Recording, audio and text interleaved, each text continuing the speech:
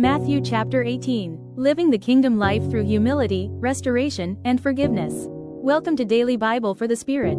Today, we take time to reflect on Matthew chapter 18, a chapter where Jesus teaches us what life in God's kingdom truly looks like, not in grand words, but in everyday relationships. This chapter reminds us that following Christ is not only about believing rightly, but about living rightly with one another. It speaks to humility, holiness, care for the vulnerable, restoration in community, and forgiveness that has no limits. The chapter begins with a question from the disciples: who is the greatest in the kingdom of heaven? Like many of us, they were thinking in terms of rank, recognition, and importance. But Jesus responds in a way that turns their thinking upside down. He calls a child to stand among them and says that unless they change and become like little children, they will never enter the kingdom of heaven. In God's kingdom, greatness is not about position or power.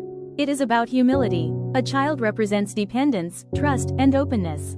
Jesus teaches that those who humble themselves like a child are the greatest in his kingdom. This challenges us to examine our hearts. Are we trying to be seen, praised, or elevated? Or are we willing to trust God fully, surrender our pride, and walk humbly before him? Jesus then gives a serious warning about causing others to stumble, especially those who are vulnerable in faith. His words are strong because sin is serious. Jesus is not calling for fear, but for responsibility. Our actions, attitudes, and choices affect others. Holiness is not just personal, it is communal. We are called to live in a way that protects, not harms, the spiritual lives of those around us. After this, Jesus reveals the heart of God through the parable of the lost sheep. A shepherd leaves 99 sheep to search for the one that has wandered away. This story shows us that no one is insignificant to God.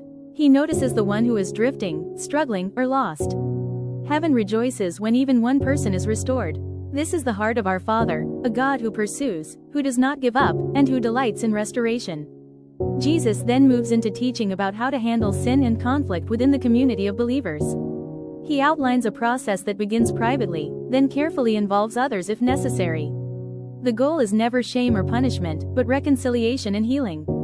Jesus ends this teaching with a powerful promise: where 2 or 3 gather in my name, there am I with them. God is present when his people seek truth, peace, and restoration in love. Finally, Peter asks Jesus how many times he must forgive someone who sins against him. Jesus answers, not 7 times, but 77 times, showing that forgiveness in God's kingdom has no limit. Jesus then tells the parable of the unforgiving servant, reminding us that we have been forgiven an immeasurable debt by God. Because of that, we are called to forgive others freely. Forgiveness is not easy, but it is essential. It is not a denial of pain, it is a release of the debt. When we forgive, we reflect the grace we have received from God. A forgiven heart is a forgiving heart. Matthew chapter 18 teaches us that kingdom living is deeply relational. It calls us to humility instead of pride, holiness instead of compromise, compassion instead of indifference, restoration instead of division, and forgiveness instead of bitterness. Let us close in prayer. Heavenly Father, thank you for your word that teaches us how to live as citizens of your kingdom. Teach us to walk in humility like a child. Guard our hearts and lives from sin. Give us your heart for the lost and the hurting. Help us pursue restoration in our relationships, and give us the grace to forgive as we have been forgiven. Shape our character, heal our hearts, and let our lives reflect your love and truth. In Jesus' name, amen. Thank you for spending this time in God's Word. Walk in humility, walk in love, and live out the kingdom of God every day.